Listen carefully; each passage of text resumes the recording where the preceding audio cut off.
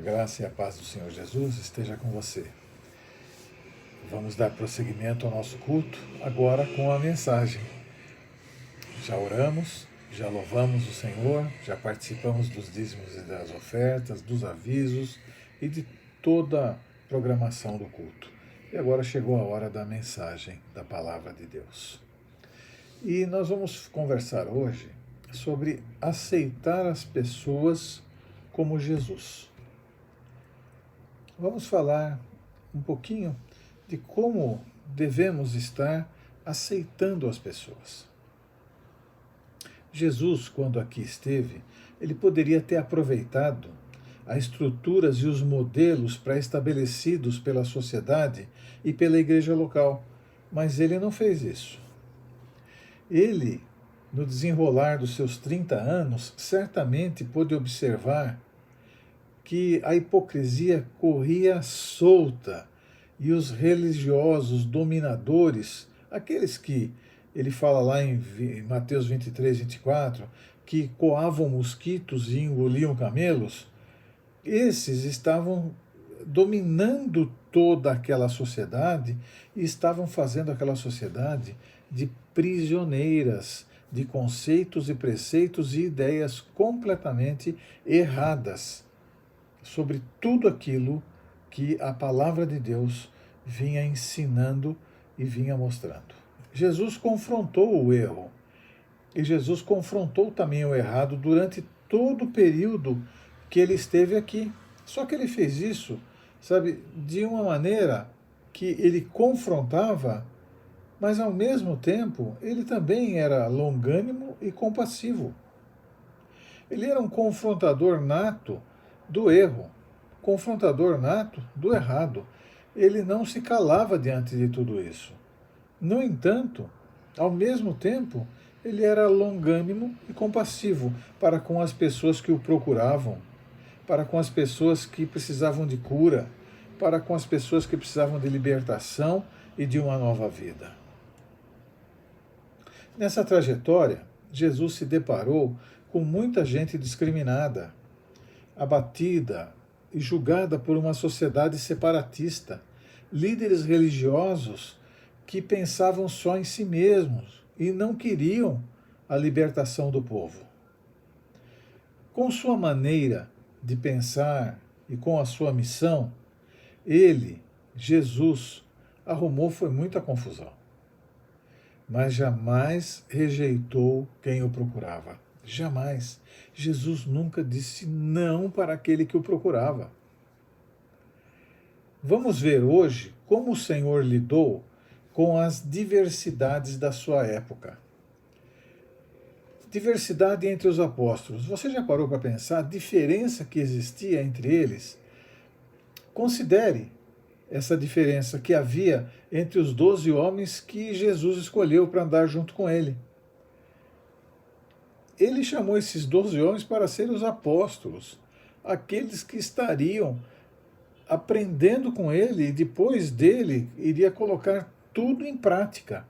Jesus escolheu pessoas bem diferentes, temperamentos, objetivos, estilo de vida, caráter, intenção, etc. Pessoas completamente diferentes uma da outra. Ele não pegou 12 pessoas com o mesmo perfil. Ele pegou de perfis diferentes. Você já parou para pensar na diversidade em nossas igrejas, olhando para isso? Quão diversa é a igreja local? Há pessoas de várias raças e formações diferentes, níveis educacionais diferentes, vocações diferentes, estado civil diferente, idades diferentes, comunidades residenciais, todos juntos e misturados numa igreja local. Todos ali juntos. Somados às diferenças estão diferentes histórias de salvação, diferentes histórias de vida, diferentes histórias de famílias. Alguns foram salvos quando criança, outros quando já eram adolescentes ou jovens, e outros até com mais idade. E para nós vermos mais ainda as diferenças, as pessoas na igreja possuem diferentes convicções e preferências quanto ao estilo de música, o estilo de vestir, e gostam desta ou daquela versão da Bíblia, deste ou daquele pregador. E todos nós professamos crer e seguir o mesmo Senhor e Salvador. Todos nós fazemos parte do mesmo corpo. Como um corpo tão diferente de pessoas pode viver e exercer suas funções em unidade e paz? Como pode uma igreja trabalhar junto em promover a causa de Cristo em sua própria geração e comunidade com pessoas tão diferentes? Por causa destas diferenças, algumas igrejas acabam experimentando a dor de uma divisão. Muitas igrejas no passado enfrentaram esta dor. Vejamos, a diversidade na igreja do Novo Testamento. Nos dias de Paulo, a igreja em Roma lutou com esta questão de unidade e aceitação. Quais eram estas questões? Quais eram as diferenças que fizeram com que a aceitação uns dos outros fosse difícil de ser alcançada por aquela igreja local? O apóstolo Paulo descreve dois diferentes grupos dentro daquele corpo local de crentes. Paulo explica. Lá em Romanos 14, 2, ele diz: um crê que tudo pode comer, mas o débil come legumes. Lá em Romanos 14, 5, o outro diz assim: um faz diferença entre dia e dia, o outro julga iguais todos os dias. Assim, as diferenças com que estas igrejas lutavam centralizava-se em diferentes convicções a respeito de dietas e dias. Era algo diferente, divergente. No entanto, bastava só olhar com a sabedoria que vem do alto para poder identificar onde verdadeiramente estavam essas diferenças. Vamos ver como era. De um lado existia os conservadores. Uma grande parte da igreja tinha fortes convicções a respeito de não comer determinados tipos de comida e não fazer certas coisas em determinados dias. Paulo se referiu a estas pessoas como sendo fracas na fé. Esse grupo possivelmente era constituído de pessoas com formação judaica. Estes crentes tinham problemas em confiar na suficiência de Cristo. Cristo não bastava para eles. Eles precisavam fazer outras coisas. Eles achavam que tinham que completar a obra de Cristo guardando algumas leis do Antigo Testamento. Eles estavam tendo dificuldade em deixar antigas práticas, como restrições alimentares, observância do sábado e outros dias santificados. De outro lado, existia os progressistas. Tinham fortes convicções a respeito da sua liberdade de comer qualquer tipo de comida e de fazer uma variedade de coisas em qualquer dia da semana. Eles confiavam na suficiência de Cristo em sua vida. Este grupo era constituído, na maioria, por pessoas de formação gentílica. Mas muitos cristãos com formação judaica se converteram a esse grupo. Paulo era um judeu, instruído na doutrina dos fariseus, mas se considerava parte do grupo de gentios. Paulo nos orienta lá em Romanos 14, 14, dizendo: eu sei e estou persuadido no Senhor Jesus que nenhuma coisa é de si mesma impura. Paulo se referia a este grupo ao qual ele fazia parte como sendo pessoas maduras no Evangelho. O que os dois grupos tinham em comum? E aí eu quero que você, meu irmão, minha irmã, observe o que eu estou dizendo e analise a igreja no modo geral. O que esses dois grupos tinham em comum? Ambos eram constituídos de crentes que queriam agradar a Deus. Paulo explica, lá em Romanos 14, 6. Quem distingue entre dia e dia para o Senhor o faz. E quem come para o Senhor o come, porque dá graças a Deus. E quem não come para o Senhor não come, e dá graças a Deus. De forma muito prática. O que Paulo deixa claro é que todos os crentes de todos os tempos terão que prestar contas a Deus. É isso que ele está deixando claro aí, viu? Tá? Quer ver? Ele fala isso lá em Romanos 14, de 10 a 2. Portanto, ele fala, você que julga seu irmão, você, por que julga o seu irmão? E por que despreza o seu irmão? Pois todos compareceremos diante do tribunal de Deus. Porque está escrito, por mim mesmo jurei, diz o Senhor. Diante de mim todo joelho se dobrará, e toda língua confessará que sou Deus. Assim cada um de nós prestará contas de si mesmo a Deus. Comece a ver a seriedade disso, meu irmão, minha irmã. Outro, esses dois grupos criticavam um ao outro por suas diferenças. Eles se desprezavam e se mantinham distantes, e só se aproximavam para discutir as diferenças. Os cristãos mais fracos na fé ficavam olhando com desprezo para os mais fortes, e certamente comentando que eles eram um bando de liberais.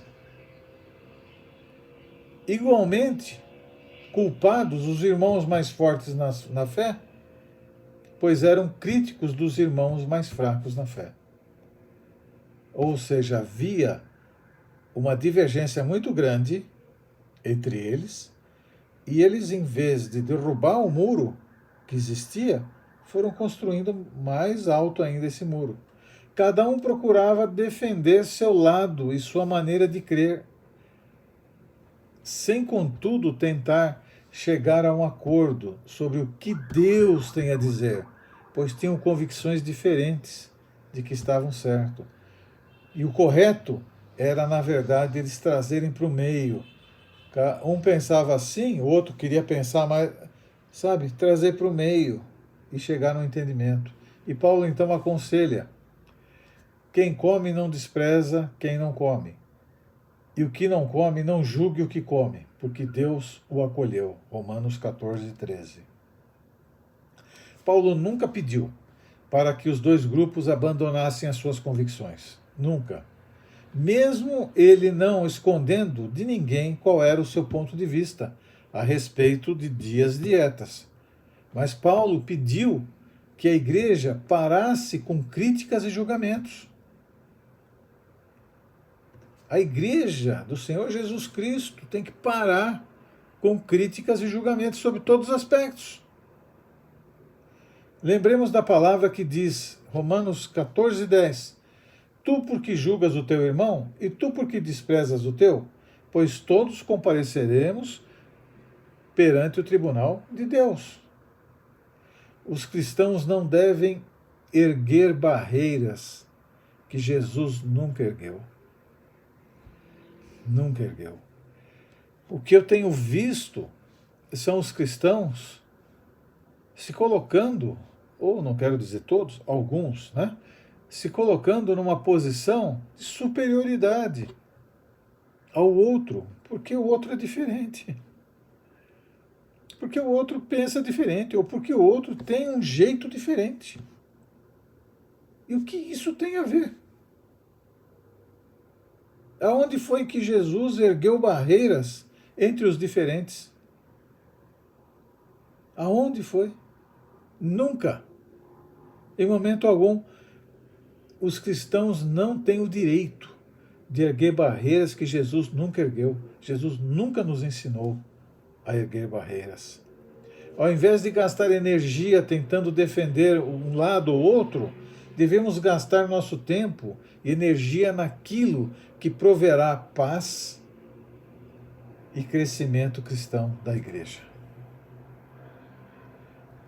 Paulo nos desafia, lá em Romanos 14, 19. Assim, pois, seguimos as coisas da paz e da edificação de uns para com os outros. Que nós devemos seguir as coisas da paz e da edificação uns para com os outros. Isso é uma via de mão dupla. Ao invés de gastar energia defendendo o seu lado, ou mostrar às pessoas o outro lado, que estão errados, o crente deve dar o seu melhor para se perguntar. Se pergunte, meu irmão, essa atitude, ou comentário, ou ação promoverá a unidade do corpo local? Promoverá o crescimento espiritual do meu irmão, da minha irmã em Cristo? Porque o nosso alvo não é agradar a nós mesmos, mas lidar pacientemente com os irmãos que pensam diferente. Com muita paciência, com muita longanimidade, com muita parcimônia, sabe? Tranquilidade. Como pessoas na igreja local, com convicção diferentes, podem viver em paz e harmonia? Paulo orienta. Lá em Romanos 15, no versos 5 e 6, ele diz: Ora, o Deus da paciência e da consolação vos conceda o mesmo sentir de uns para com os outros, segundo Cristo Jesus, para que concordem e a uma voz glorifiquem a Deus e Pai de nosso Senhor Jesus Cristo. Paulo estava admitindo que os crentes dos dois grupos eram seguidores de Jesus Cristo. Por isso, devemos aceitar nosso irmão e recebê-lo sempre com amizade e amor cristão. As diferenças não devem nos separar, mas devem sempre levar-nos a estar cada vez mais próximos, sabendo que andar em unidade glorifica a Deus. Jesus é a nossa motivação para aceitarmos uns aos outros. Romanos 15:7 diz: Portanto, acolhei-vos uns aos outros, como também Cristo vos acolheu. Jesus é o nosso modelo para aceitarmos uns aos outros.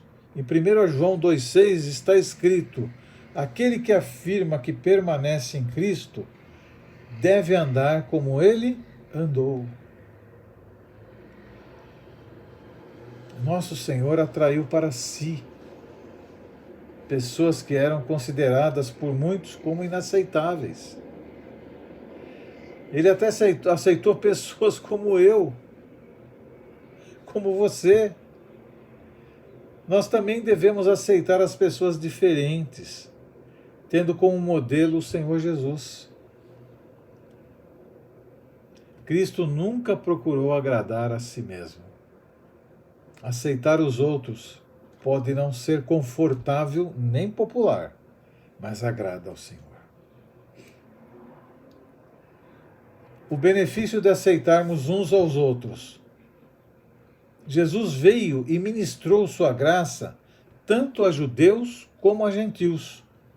Isso sempre foi parte do seu plano. Mas que plano é esse? Efésios 2, 15 e 16 deixa claro: para que dos dois criasse em si mesmo um novo homem, fazendo a paz e reconciliasse ambos em um só corpo com Deus, por intermédio da cruz, destruindo por ela a inimizade. Veja só. Veja o benefício de aceitarmos uns aos outros. Efésios 3, 10 e 11. Efésios capítulo 3, versos 10 e 11. Para que a igreja, a multiforme sabedoria de Deus, se torne conhecida agora dos principados e potestades nos lugares celestiais, segundo o eterno propósito que estabeleceu em Cristo Jesus, nosso Senhor.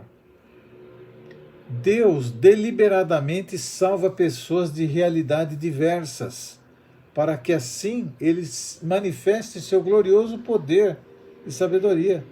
Deus quer que as pessoas tenham a certeza que ele, através do seu poder, pode moldar um novo homem, uma nova mulher, sendo estas pessoas de diversas realidades.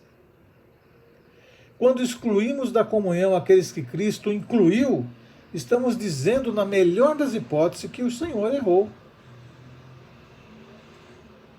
Jesus escolheu aceitar indignos, pecadores de diferentes classes, para que trouxesse honra ao seu Pai.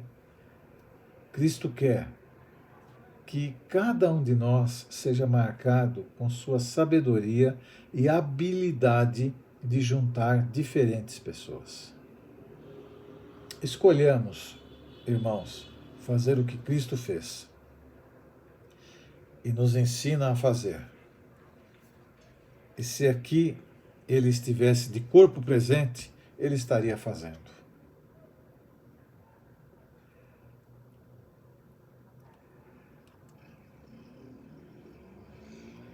Veja só o que a palavra fala em Efésios 3, 20 e 21. Ora, aquele que é poderoso para fazer infinitamente mais do que tudo quanto pedimos ou pensamos, conforme o seu poder que opera em nós, a ele seja a glória na Igreja em Cristo Jesus, por todas as gerações, para todos sempre. Amém. Amém. Meu irmão, minha irmã, chegamos ao final desta breve mensagem. E eu quero animar você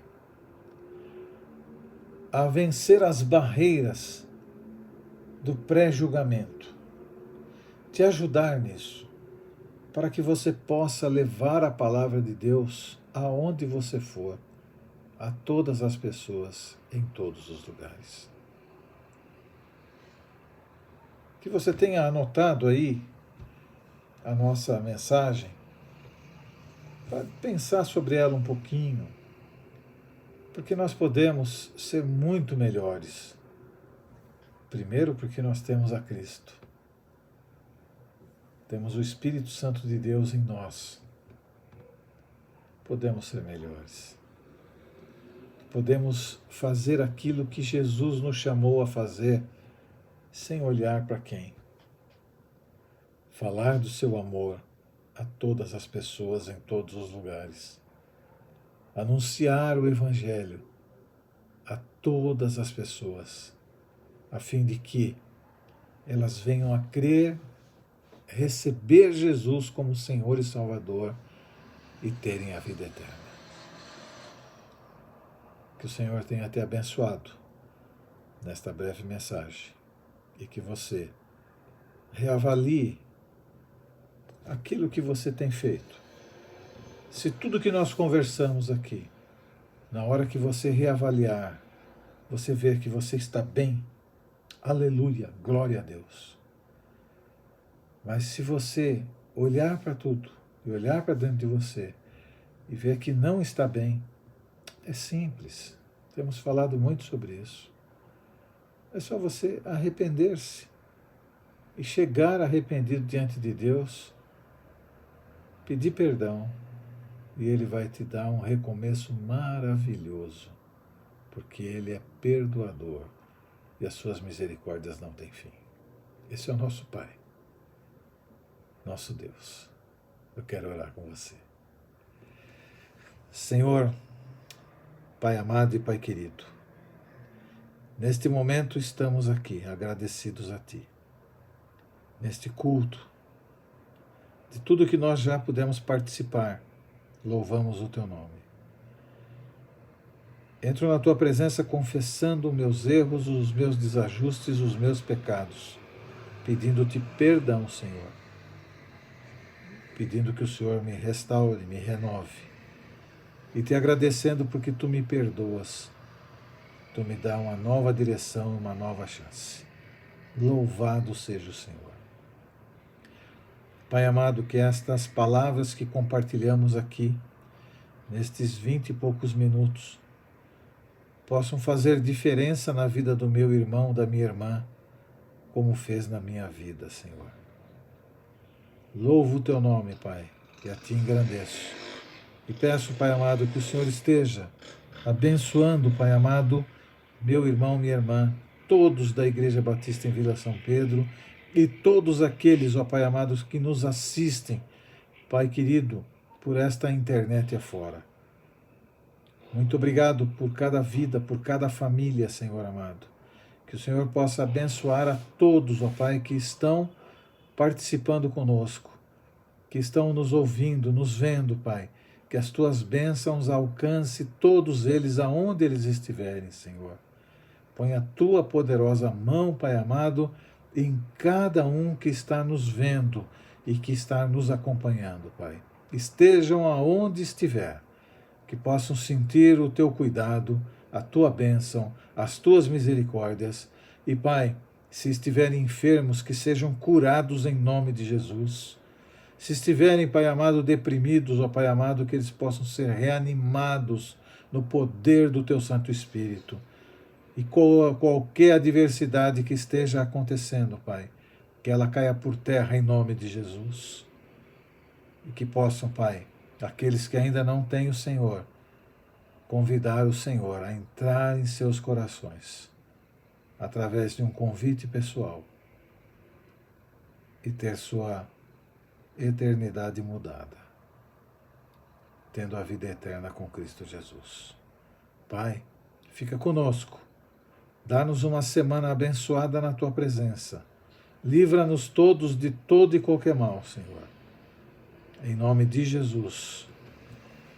Que o amor de Deus o Pai, que a graça, a maravilhosa graça do Senhor Jesus Cristo, e que as consolações do doce Espírito Santo sejam com todos vocês, amados, não só agora, mas para todo sempre. Amém e amém. Deus abençoe você, Deus abençoe a sua família, que a luz do Senhor esteja sobre a tua vida, sobre a tua família, durante toda esta semana, em nome de Jesus. Amém e amém.